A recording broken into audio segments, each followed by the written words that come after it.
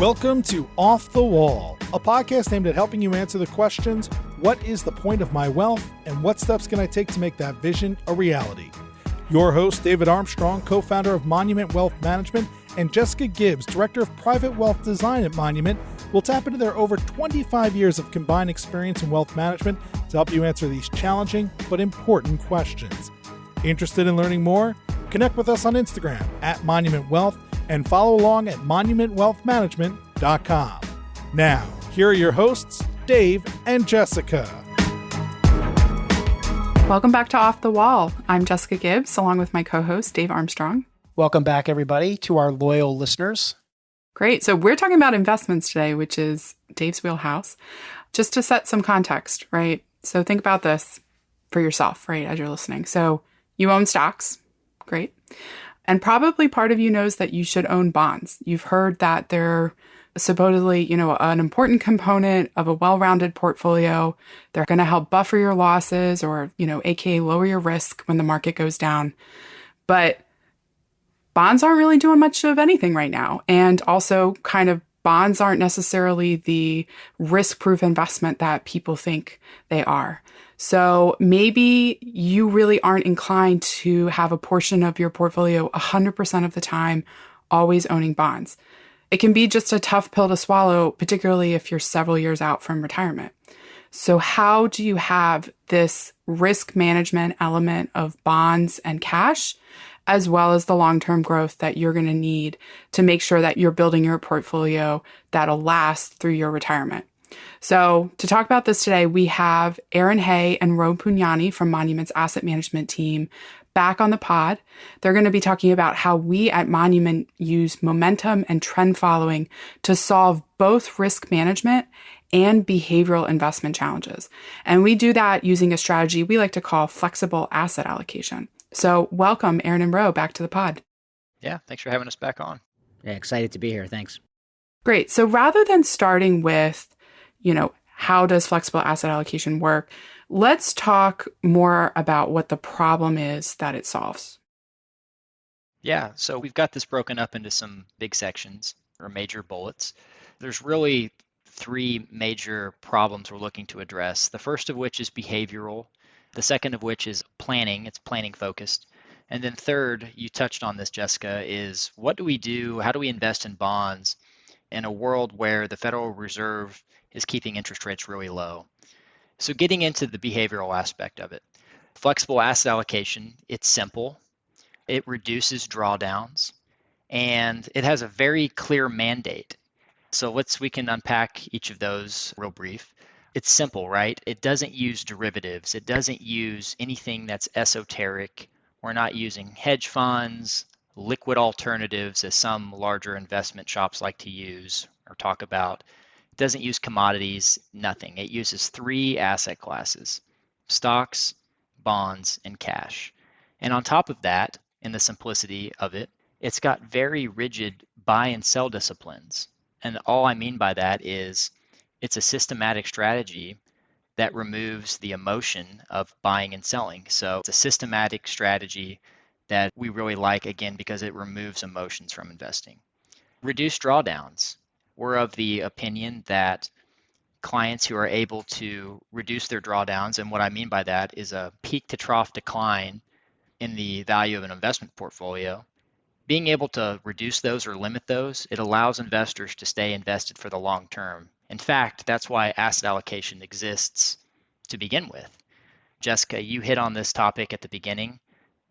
Investors will invest, a certain percentage of their portfolio to bonds all the time as part of an asset allocation. Well, flexible asset allocation, we think that's a way to enhance the bond aspect of it. And then the clear mandate portion. The mandate of flexible asset allocation is this: we want to get a B on the way up and an A on the way down. And all we mean by that is winning by not losing. When the stock markets are going up, we'd like to participate in a lot of that. When they're going down, that's where we want to limit how much we're participating. So the S&P 500 goes up 10%. You want to try and get as much of that as you can, realizing you probably aren't going to always get that or outperform. And then on the opposite side of that, as the stock markets are going down, you'd like to limit the participation in that. If the stock market's down 50%, you want to be down a fraction of that. Again, winning by not losing. Erin, I think that's a great point. It's simple, it reduces drawdowns, and it has a clear mandate. Oftentimes clients, and this is again within that behavioral bucket that we're talking about, come to us or prospects come to us and say, well, I want to beat the S&P, but I also want income and I don't want to lose money, right? The fundamental challenge of an investor is that our clients are relative return on the way up. So S&P is up 10, they want to be up 10 or more. And suddenly when it's negative, they're absolute return on the way down. What's interesting is that by just relaxing one of those two constraints, you can do really well. So what does that mean? If you're not trying to knock the cover off the ball on the way up, you can do amazing things on the way down. And that really is the heart of what we're trying to achieve with flexible asset allocation. I think Dave wanted to jump in. It's so interesting. It's timely now because of what you said, Erin. The Fed has intervened in fixed income markets. Dave, I think you mentioned something about a piece that came out recently from a large sell-side shop. One of the big investment firms up on Wall Street came out with a report that just talked about their expected rate of returns for asset classes. And it's your typical bar chart that goes from the left-hand side, that's the asset classes that are expected to lose money, all the way to the right-hand side, which are the asset classes that are supposed to make the most amount of money over the next 5 years. And everything over to the left was all fixed income. So they're actually expecting an annualized return, a negative return of 1% a year for the next 5 years in most fixed income asset classes. So when people think about bonds, they think, oh, safety, that's going to protect me on the downside. Well, not if interest rates are rising. So, when interest rates go up, the price of a bond goes down, or the value of a bond on the secondary market goes down. So you can lose money in bonds. In fact, you will lose money in bonds when interest rates go up. And that's an important thing to consider for contrasting this to a 60-40 buy and hold well-allocated portfolio, which is 40% of your money has a very high probability of losing value. And that's supposed to be the safe stuff, right? So you got to understand all of that. Right. It's funny. Traditional thinking is traditional for a reason. We always want to give it its due course. But where we are in the world now, you've actually already lost money in bonds and people just don't realize it. So even though prices have gone up, interest rates continue to go down, the coupon off of a bond hasn't kept up with inflation. So whether or not you're experiencing actual capital losses on your statement, you have, as an investor in bonds, lost purchasing power. And what's so important, and I'm going to link this to planning, it's Jessica's job, but I get excited about FA from a planning perspective, and I could see Jessica smiling over our video feed together. But our job isn't necessarily to design a portfolio to beat a 60-40, an 80-20, a 90-10. We don't think like that. Our job is to design a portfolio that ensures you can meet your spending goals, and it'll grow into the lifestyle you want to achieve. And so losing real purchasing power, even though you're not having capital losses, is a real concern for us. So FAA, in a period of ultra low interest rates, we use the term in-house, lets us rent bonds instead of buy them, right? Jessica set this whole conversation up with this idea that why have a static allocation to bonds when you can have a dynamic, and we use the word flexible. Why should you have a static investment to bonds? Right now, given the interest rate landscape, we like this approach for now. We're not abandoning 100 years of wisdom. We're just taking a shot at what is a low probability trade. We want to avoid that. Right, because most people are in tune to what they see on the news as it relates to inflation. And I don't think it should be a big surprise to anybody listening that inflation is much higher now and expected to be higher than that. And I'll quote a report that's recently come out of the investment strategy group of Goldman Sachs, which is their core CPI inflation forecast. And so for 2021, they're forecasting inflation to be 3.4% core inflation. So if you're earning 1.6% on your 10-year bond, to Ro's point, your real purchasing power is being eroded by being in that safe asset class, which would argue, like Ro is, it's not necessarily as safe as it appears when you look at it in the terms of the goods and services that you can buy with the interest that's being generated relative to the erosion of inflation. Yeah, and before we jump into how it works, there's two kind of points, I think, to bridge the conversation we've already had is this idea that if you're going to end up being behind real inflation, what ends up happening is you get forced to take more risk. So what most people do is just move from a 60-40 to an 80-20. Well, we reject that as well. we're not going to want you to take more risk just because there's something happening outside of your plan.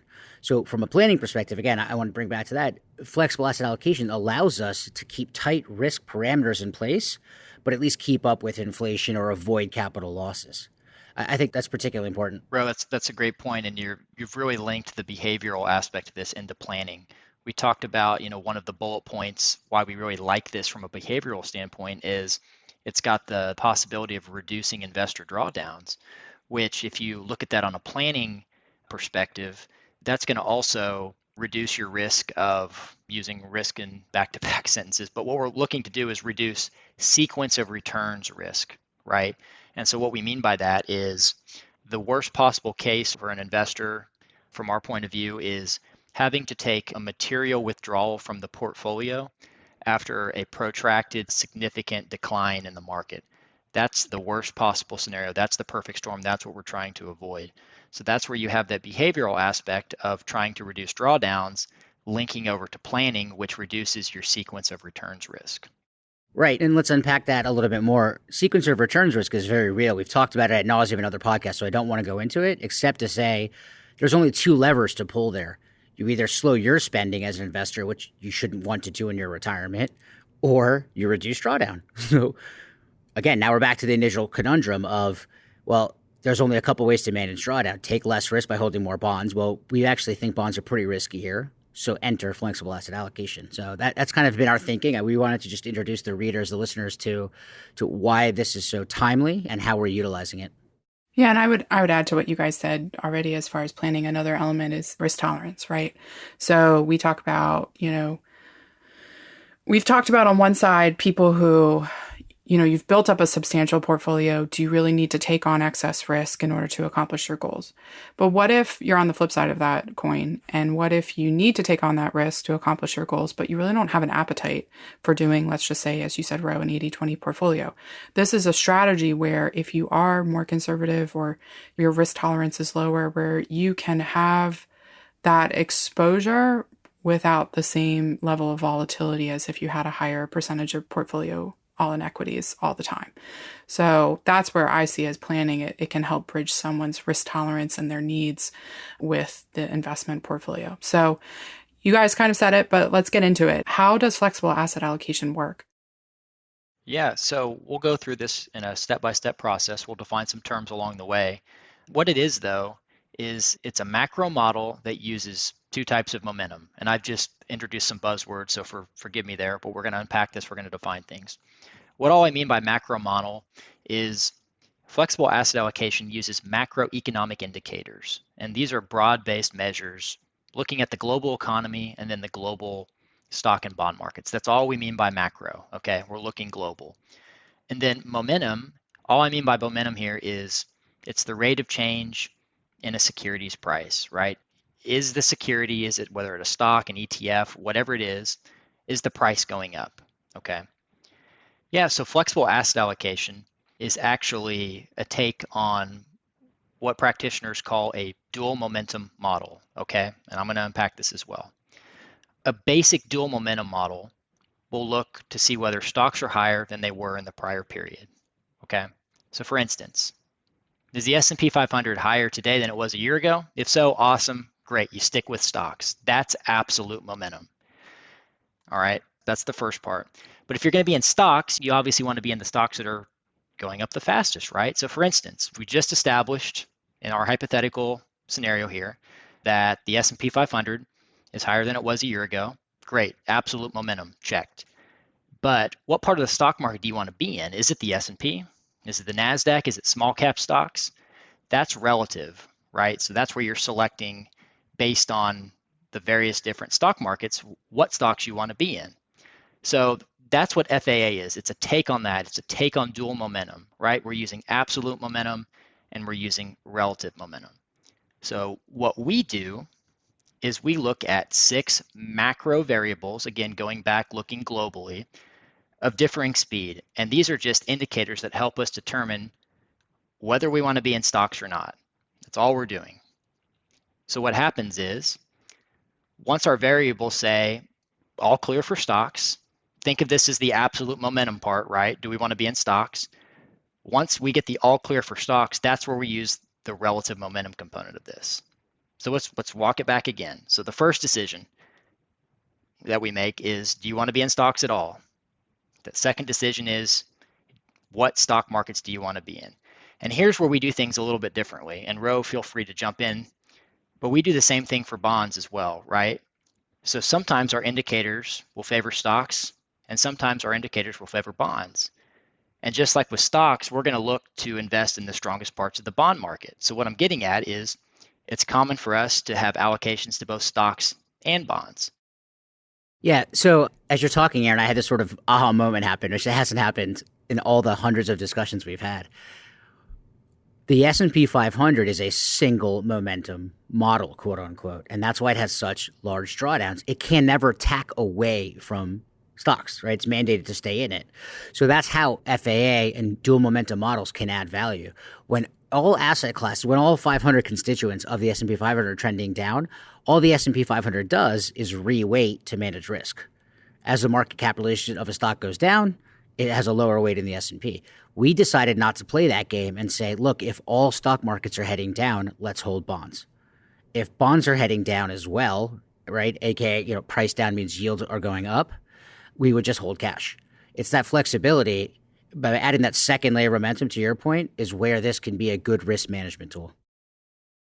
Ro and Erin, how often are you looking at this ratio, what the ratio should be between stocks, bonds, and cash?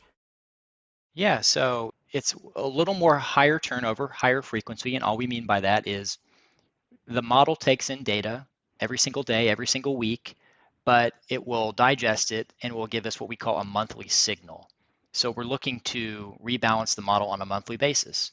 So if you held a portfolio that's invested in flexible asset allocation, you would see your portfolio rebalanced 12 times a year, right? So it's a little more high frequency than a traditional 60-40 portfolio, which, as we've already established, what most investors will do with an allocation like that is they will set 60% in stocks, 40% in bonds, and they may rebalance it to get it back to the target weights once, maybe twice a year, and that's it. This is more dynamic because the flexibility that the model provides requires you to trade the portfolio more often. So I'm going to let you into, I obviously knew the answer to that question. I'm going to let you into a little debate that we have here at Monument internally. So I hear that and I think, great. That sounds like that could be really great, particularly if a client has a lot of retirement money. That's a great strategy to put in an IRA, for example, because you're trading more frequently, but it's a tax-deferred account. You're not going to realize taxes for if a trade needs to be placed, 1 month it's this allocation, next month it's this other allocation, and the following month it goes back to what it was before. I think about that if a client had, let's just say though, a taxable investment account. This is a great strategy. It's just something from a planning perspective. I think about you're going to incur capital gains taxes if you do this strategy in a taxable investment account. And just, to be well balanced, that means if you're trading this often, potentially on a monthly basis, you're incurring short-term capital gains, which are obviously at a higher rate than long-term capital gains. So from a planning perspective, I hear this and I think, ooh, this is a really good strategy for a retirement account, but I don't know how I feel about this in a taxable investment account. And I can see Erin and Ro are smirking and Dave too, because this is the debate where they love the strategy so much that they want to put it in taxable money too. And so there's not only the planning aspect of this, Jessica, but there's also the aspect of frickin' reality, right? And this is what reality sounds like in our world. I'm saying this to the listeners, right? Here's what we hear. Oh, capital gains, making profits, making money. That's a good problem to have. How many times have we heard that? That's a good problem to have. Yeah, it's a good problem to have until you call them up and say, here's your good problem. And they say, what? I've got to pay all that money in taxes. So it's this perspective on things, right? Like people are really excited and they'll say, hey, that's a good problem to have, until all of a sudden the problem is staring them at the face. So that is a huge planning consideration. It really has more to do with like reality and just understanding and being ready for that good problem to have when it happens. If you're going to do the strategy in a taxable account, which is completely appropriate, you've just got to be ready to buck up and write some checks to the government every year. Yeah, and it's also I'll tag in here as well. You're going to pay taxes at some point with your taxable money, right? We all know that.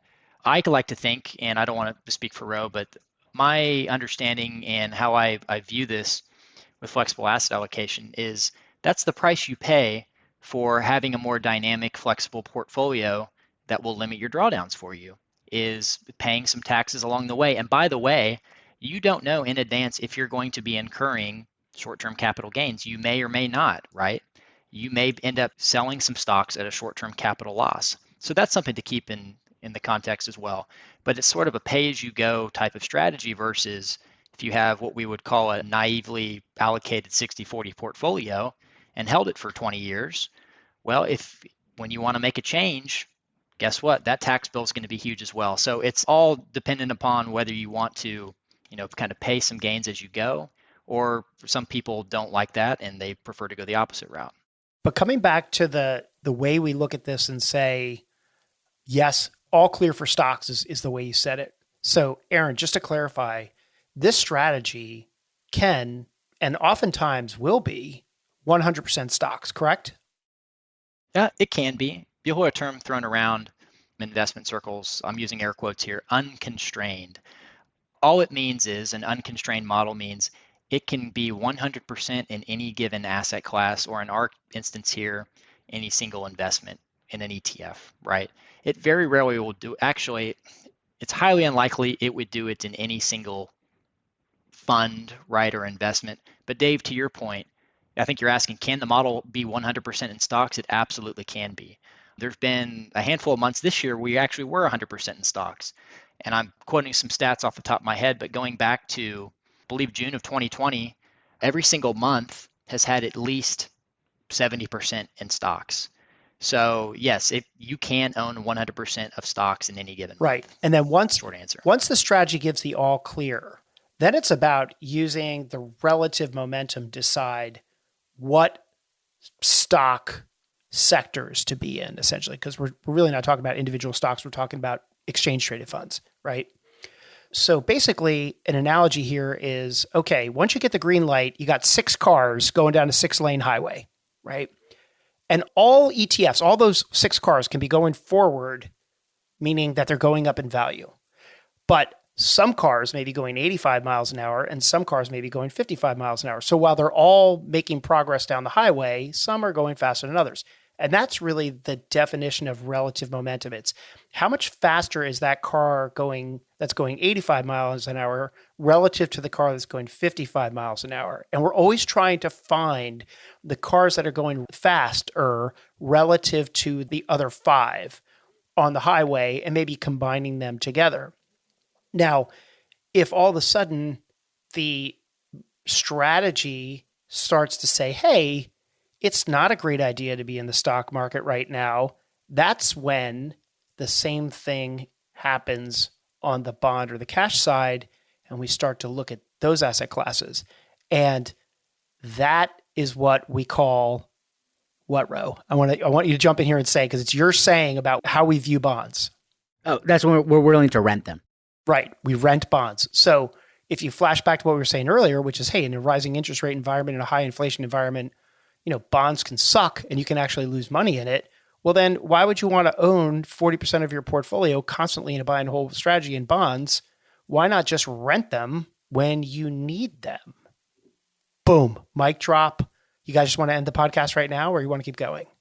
We can keep going, but okay, in every fine. podcast, Dave, you have mic dropped after your own comments, which I find to be the funniest part about cutting listen, podcasts. That's just my personality, right? I can't just be the good-looking face of this thing. I've got to say something, Ro, right? Fair point. Well, you can't just rely on my good looks on a podcast. Your mic drop about cars and bicycles and minivans and all that started with the question about taxes, which I think was also absolutely hysterical because Jessica's right. From a planning perspective, it's so hard to think about it. But Erin's view is pay as you go. Mine is also, look, it's going to be up to the client and their individual situation. My scenario, this goes back to sequence of returns and other types of risk. If you need the money and it's not there, or you need the money and it's half of what it was, it's still worth it to pay taxes along the way. Now, if you have other assets elsewhere and so forth, then I think we can try to manage taxes. Now, how we do it here, this is a quick aside, and Dave will probably, pick up his mic and take it here in a second off the ground that he dropped it. But 3, 2, 1, go, Dave. Okay. Right.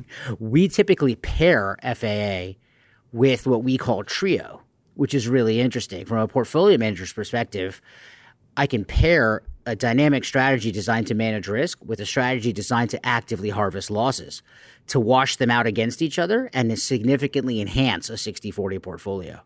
Ooh, so it's kind of like having two highways. Right. No, it's like having an HOV lane. If we're going to keep bludgeoning this right, this It's analogy, working, it's right? working well, surprisingly, right?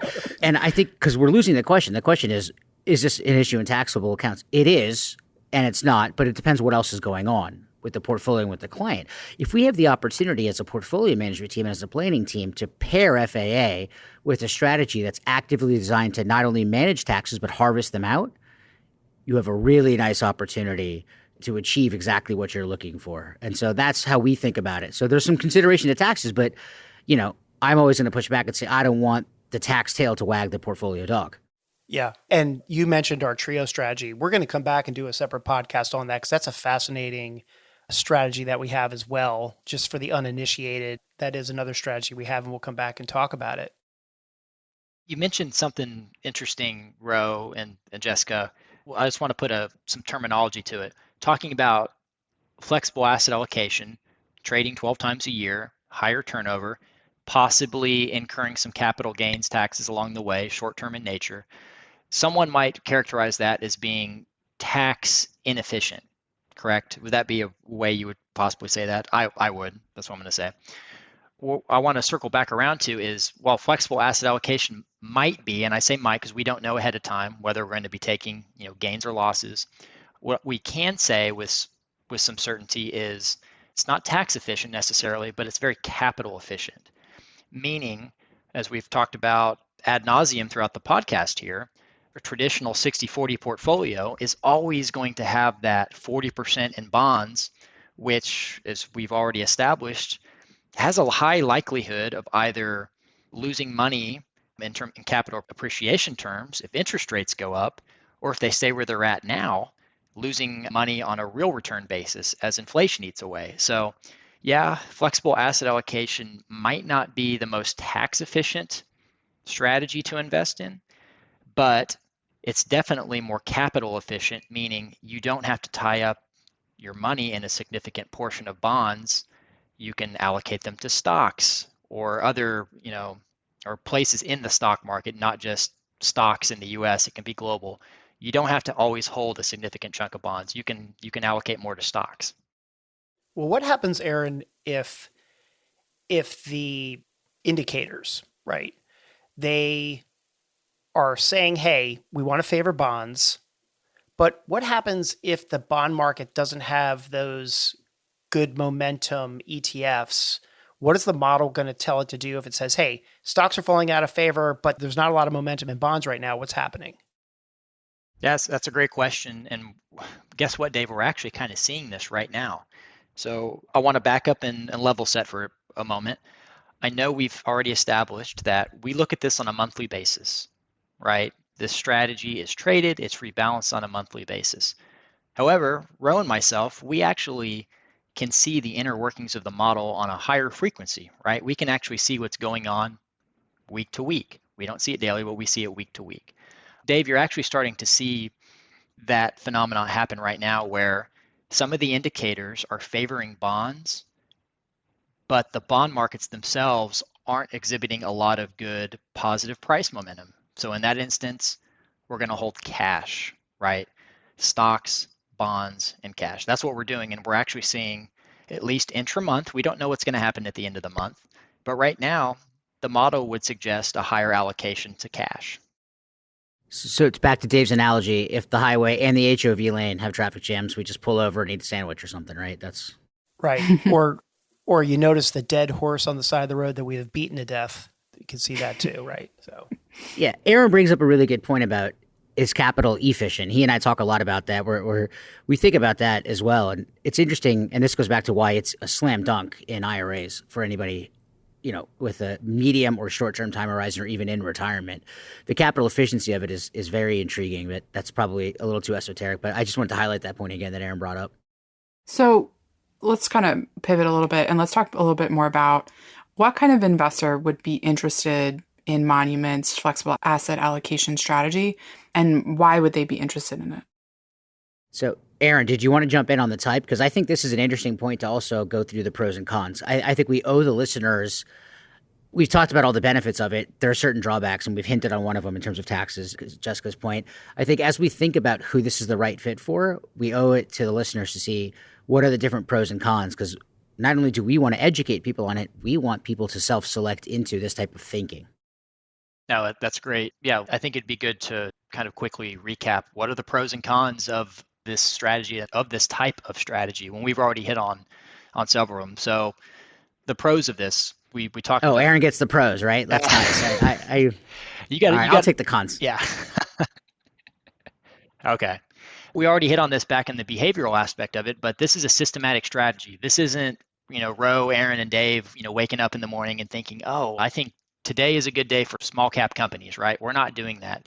This is a rules-based strategy. It limits the emotion, right? Second, we're using passive vehicles in active management, and that seems a little esoteric in and of itself too. All I mean here is we're using exchange-traded funds, which are low cost, very diversified, very liquid, meaning highly traded investment vehicles. And we've kind of packaged it into an active component, meaning the model, the dynamic nature of the model. And that's actually related to the third bullet point here, which is low cost. And we've already hit on that with the passive vehicle component. So exchange traded funds, these are typically a lot cheaper than actively managed mutual funds. And then the last pro here is this gets you off the sidelines. If you're really indecisive and can't determine, when do I want to get back into the stock market? Or better yet, we can link this back. It can get you onto the sidelines too, right? So this is a really systematic way of allowing you to be in the stock and bond markets. And then also, when things aren't so great, going back to the analogy that we had earlier, we can ride out a bear market in cash as well. So it's systematic. We use passive vehicles. It's low cost, and it can get you off the sidelines. So now it's my turn to talk about the cons, I guess. So I'll start with the most cogent lockdown argument not to do FAA. Simply put, it does not beat buy and hold of the S&P. Now, that's a false argument because the S&P is 100% stocks, and we compare this strategy to 60-40. But if your goal is to say, I am solely a wealth maximization participant, and I am volatility and drawdown and behaviorally agnostic, I'm a robot, I've lost my login, I'm not going to look at it for 20 years, then this dynamic strategy comes close but doesn't beat a 100% stock buy and hold of a passive ETF, a passive index. That's the most important point, I think, to get across. Does it beat a 60-40? It has historically. We can't make forward-looking statements because who knows what the world looks like. The second con of this strategy is that it's designed to hunt bear markets, but it doesn't do a great job in black swan events. So a 1987 style 1 or 2 day aberrant bout of volatility of a significant drawdown would hurt this strategy as well, because it could happen from a place where you are 100% stocks. What I find really interesting about that, I keep de facto arguing some of the pros after I say the con because I enjoy this so much. But we have a nice piece of data here of the February 22nd to March 18th or March 19th of 2020, where the market lost, including intraday peaks and lows, the market lost about 39%. I think on a closing basis it was 36. Well, the strategy lost about 19. Right, again, depends on which client, what day they came into the model. But it lost about 19 to the S&P's 40, call it.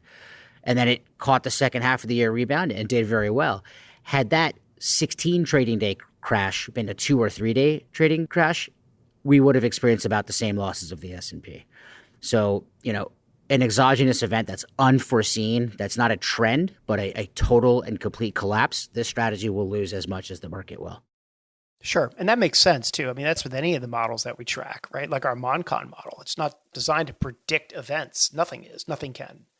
But if you just start to aggregate some signals together and make an intelligent prediction about what's happening, I mean, that's essentially what's happening is we're raising the probability of being right and lowering the probability of being wrong. Doesn't mean we eliminate it, but we're talking about probabilities here. Right. Well said. Well said.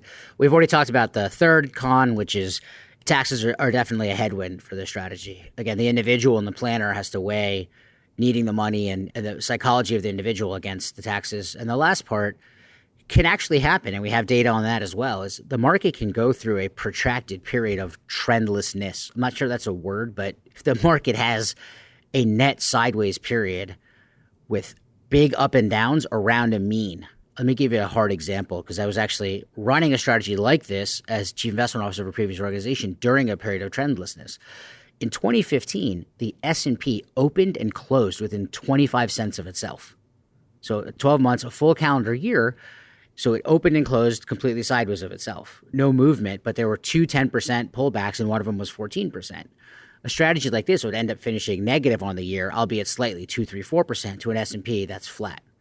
So a period of trendlessness that lasts 12, 18 months, I mean, that's pretty rare, but it can happen. And I think we should make listeners aware that those are the four kind of cons that we see. So let me just summarize them again. Taxes, it doesn't beat the 100% buy and hold, but again, false comparison, 100% stocks versus 60-40, trendlessness, and a black swan.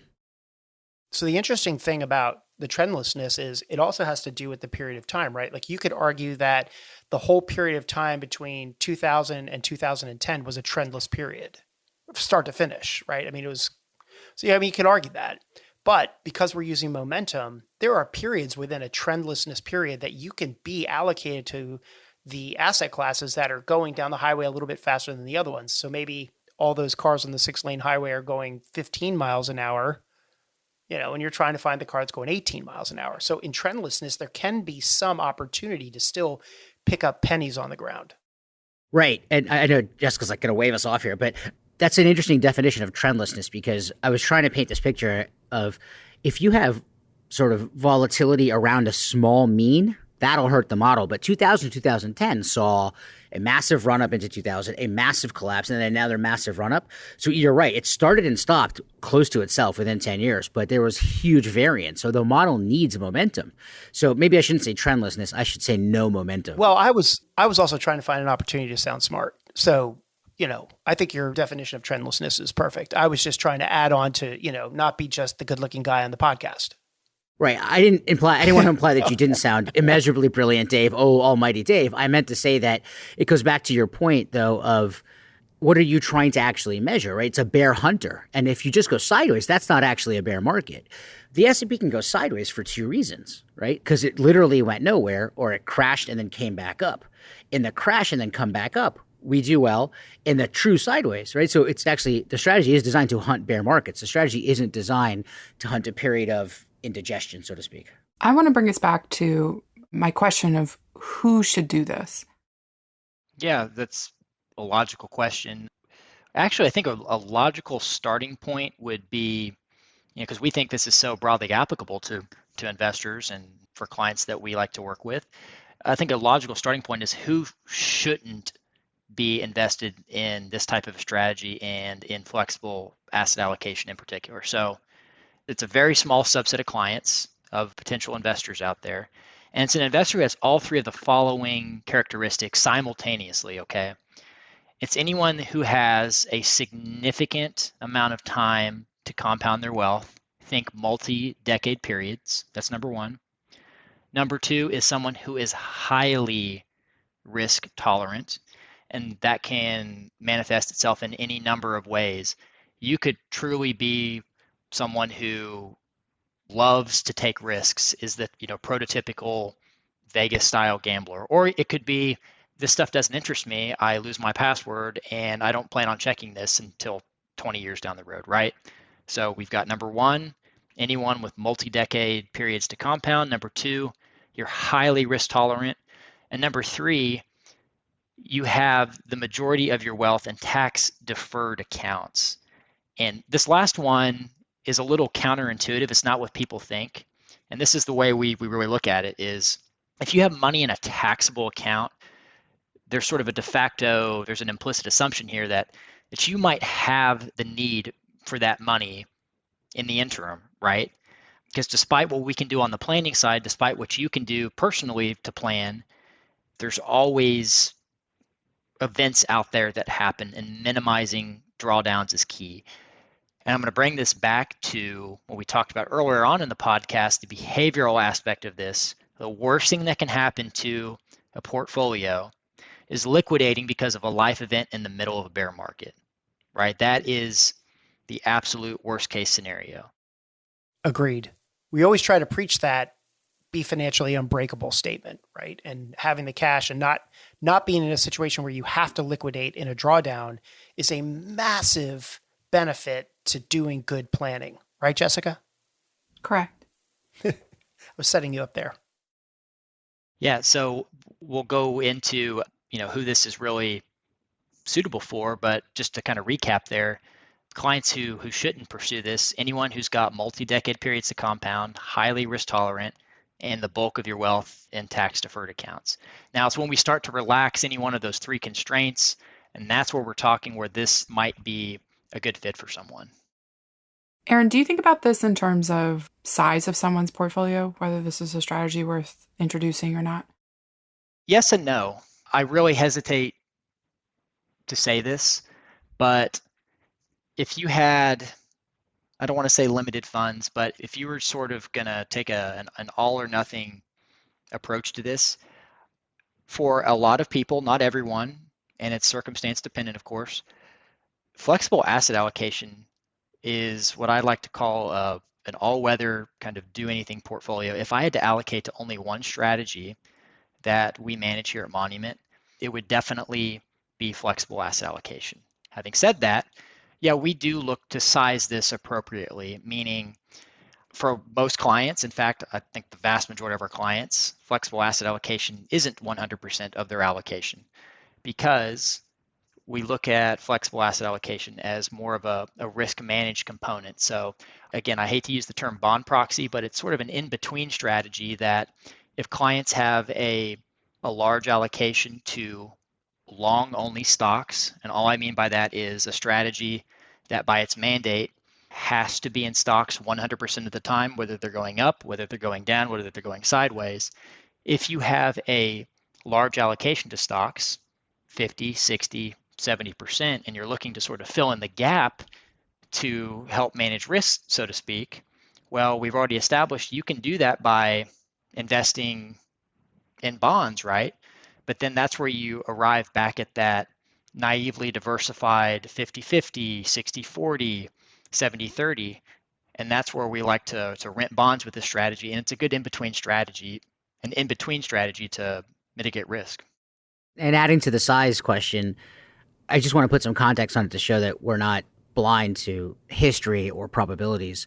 I think in a world 5 years from now, probably not that soon, maybe 10 years from now, that's more, quote, normal. If interest rates are double or triple the yield on the S&P, back to what they were historically, maybe a fixed allocation to bonds makes a lot more sense then, right? Because you'll be getting a coupon that's more than inflation to the stuff. But at this point, the size question it's a little harder to answer, Jessica, if we're being honest about it, just because the headwinds facing bonds are significant relative to most of history. I think in 10 years, if we re-recorded this podcast, I'd like to think our enthusiasm would be somewhat tempered for FAA relative to a much more traditional approach, at least on the margin.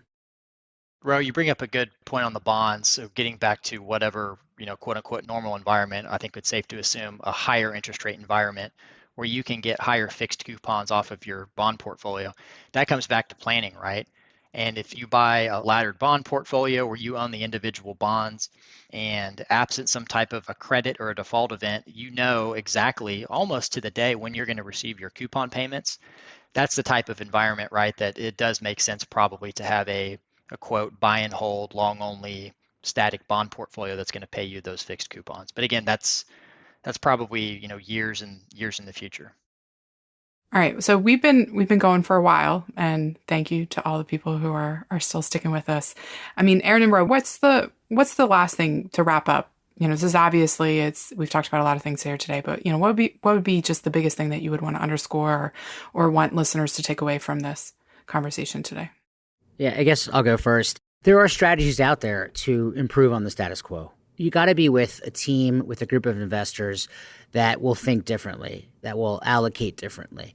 This is not the kind of strategy that is going to be executed by large firms on behalf of retail individuals. I say this with some humility. In the past, I was a chief investment officer of a large public company, and we had strategies like this. We didn't even have them like this, and if we did, we would have only brought them to our institutional clients.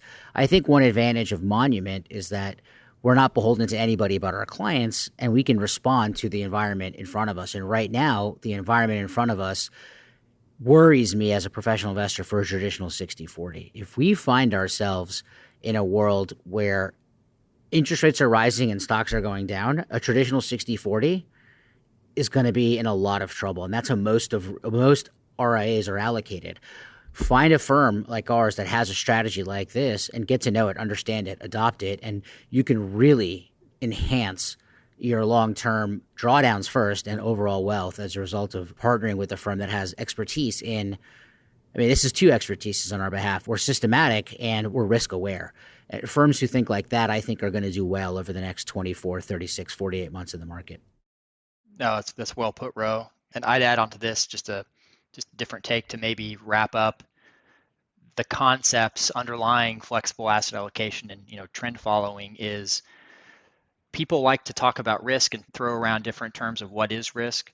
We really, really do think that drawdowns, again, peak to trough declines in portfolio values, that is one of the primary risks out there. And related back to planning, that sequence of returns risk, having to take a significant withdrawal from your portfolio in the middle of a protracted bear market, that's the worst case scenario. So flexible asset allocation, it's seeking to limit your drawdowns, and all we're doing here is we're looking to do more of what's working and less of what's not, right? If stocks are going up, we're going to look to be in stocks, sometimes 100%. If not, sometimes we'll have some bonds. And as we talked about earlier, if neither of those asset classes are doing well, we'll just hold cash and sit out the storm. It's as simple as that. Yeah, there's no such thing as the end-all be-all investment strategy. There is no silver bullet, like this is the best investment strategy in the world. That does not exist, right? To Ro's point, I think this is really about making sure that you are utilizing a set of tools inside of a system that increases the probability of making money and letting it compound out over time, rather than having a home run derby and trying to hit everything out of the park. We are trying to get people on base here. Rob, using a baseball analogy now, not the highway. Okay. But this is what people expect from me. The good looking guy on the podcast has to be the person that wraps up with something like this. But there is no silver bullet. So when we combine these things with solid planning and a process, it allows the probability of success to go up over time, which allows investors to compound their returns to meet their goals and objectives way down the road. So with that, on behalf of Jessica and I, thank you, Erin and Ro, for your time today. Always love talking about this stuff. Most people don't know this, but we talk about this every single morning. So this is just like another early morning when we wake up and talk about asset management, except we just recorded it this time. So really enjoy this conversation. We'll come back with a conversation about some of our other strategies too, Trio and everything. But as always, if anybody listening has any questions, Erin and Ro, as you can tell from this podcast, they like to talk. So they are more than happy to talk to you about any of this stuff. Give us a call, shoot us an email, find us on social media, rate and review our podcast, all of those standard wrap-up statements. That's it right there. But with that, we'll go ahead and sign off and say thanks again to Erin and Ro. Thanks, guys. Enjoyed being here. Thank you.